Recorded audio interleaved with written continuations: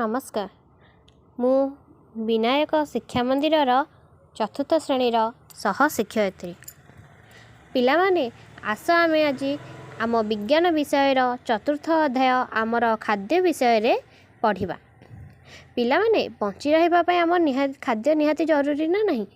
तो बंचीबाई आम खाद्य खाई थाउ तो काम करने आमर शक्ति आसी थाए। तो से शक्ति कौटू आसब आम खाद्य खाइले शक्ति मिली थाए। तो ताले आमे खाद्य जदि खाइबा ताले आम देह को शक्ति आसीबो एवं खाद्य आम शरीर को सुस्थ रखि थाए। आम रोग प्रतिरोधक शक्ति को बढ़ाई थाए और रोग ठारू दूरेई रखे। खाद्य रे थिबा आवश्यक उत्पादन को खाद्यसार बा पोषक जहाँ को कहा जाए न्यूट्रिएंट कहा जाए। विभिन्न खाद्य रे भिन्न भिन्न खाद्यसार बा पोषक थाए।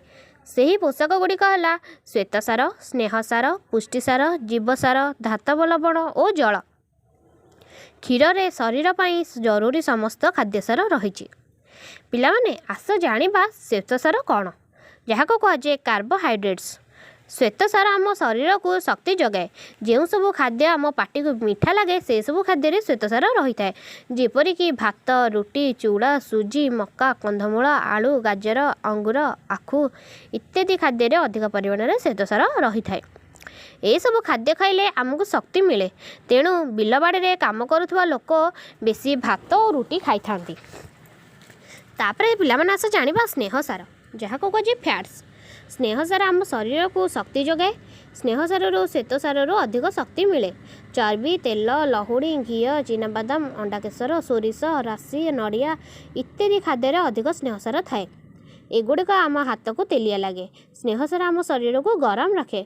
आउ अधिक परिमाण जब पिला माने आम खाद्य स्नेहसार जातीय जदि खाद्य खाइबा ताले आम हजम करिबा नहीं कि काम रे लगे परिबा नहीं। फल रे देह रे स्नेहसार जमा हो जिवो आ आम मोटापण होई जिबा आ विभिन्न रोगर शिकार होइबा। तापर आस पिला माने जानिबा हम पुष्टिसार जहाँ कहे प्रोटीन। पुष्टिसार आमको बढ़िबारे सहायता रखे। शरीर रे नुआ जीवकोश तैयारी हवा सकाशे पुष्टिसार आवश्यक।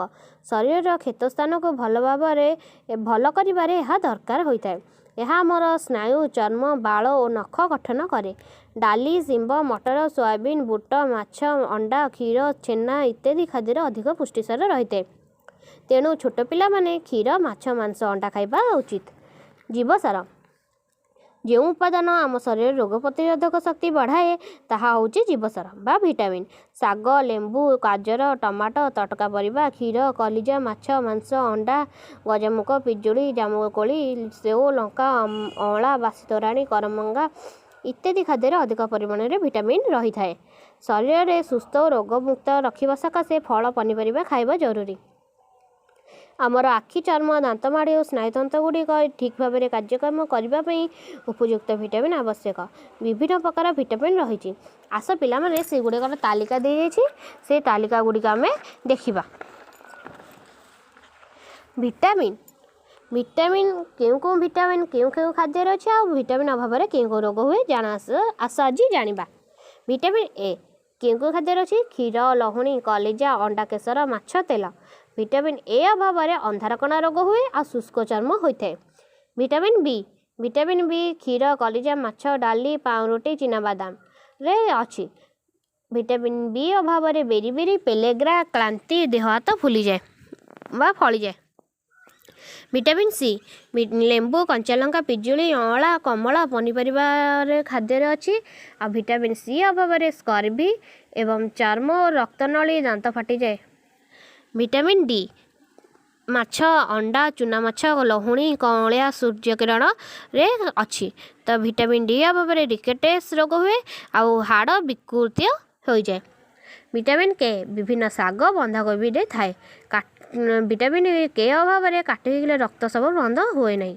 खनिज लवण बा धातुसार जहाँ कहे मिनेराल्स। शरीर हाड़, दांत, रक्त परी गुरुत्वपूर्ण उत्पादन गठन में धातुसार विशेष भूमिका ग्रहण करे।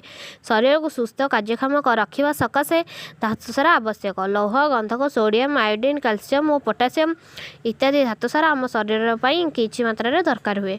आम खाऊवा लुण मध्य एक प्रकार धातुसार। ताजा फल, साग, पनीपरिया, मूल, पिजुली, मांडिया, चूना माछ, मांस, क्षीर धातुसार मिली थाए। दही क्षीर छेना पनीर भली कैल्शियम जात खाद्य खाइले दांत आउ हाड़ शक्त हुए। रक्त तैयारी ପାଇଁ बीट गाजर और सेव भली लौह जातीय खाद्य आवश्यक हुए। पिलामाने आस जानिबा जल कौन। जल विषय आमर कौन आम खाद्य जल होची सबुठारु बड़ उत्पादन जहाँकि आम शरीर तापमात्रा नियंत्रण करे खाद्य हजम कराए और शरीर अदरकारी पदार्थ को बाहर करिबारे जल साहाय्य करे। बिना जल रे आम शरीर विभिन्न खाद्य को ग्रहण कर परिबा नाही। जीवकोश ठारू आरंभ करी हाड़ पर्यंत सबुठी जल रही। तेणु यथार्थरे कहुଯାଇଛି जल ही जीवन। तो आम प्रतिदिन 8 ରୁ 10 ग्लास पानी पीवा निहाती आवश्यक। सुषम खाद्य आमे केवल भात खाइले हेबा नाही कि डाली पीले चलिबा नाही। दरकार मुताबक सब प्रकार खाद्य जदि मिसेकी खाइबा ताले आमे सब प्रकार शक्ति खाद्य सारा मिली परिबो। तो जो सब खाद्य शरीर पई आवश्यक परिमाण खाद्य सारा बा पोषक रही है से सब खाद्य समष्टि को सुषम खाद्य कह जाए। सुषम खाद्य आम स्वस्थ और सबल रखे। जड़े 10 वर्षर पिला गोटे दिन सुषम खाद्य खाइले 150 ग्राम चाउल 150 ग्राम अटा 50 ग्राम डाली 100 ग्राम सबुज पनीपरिया आउ 75 ग्राम अन्य परिबा 50 ग्राम फल 20 ग्राम क्षीर 35 ग्राम तेल 50 ग्राम चीनी 30 ग्राम माछ और गोटे अंडा को बुझाए। आ निरामिष पिला को 200 ग्राम बदल में जदि 250 ग्राम क्षीर दि जाई परिबो ताले पिला सुस्थवान होई रही परिबो। Thank you.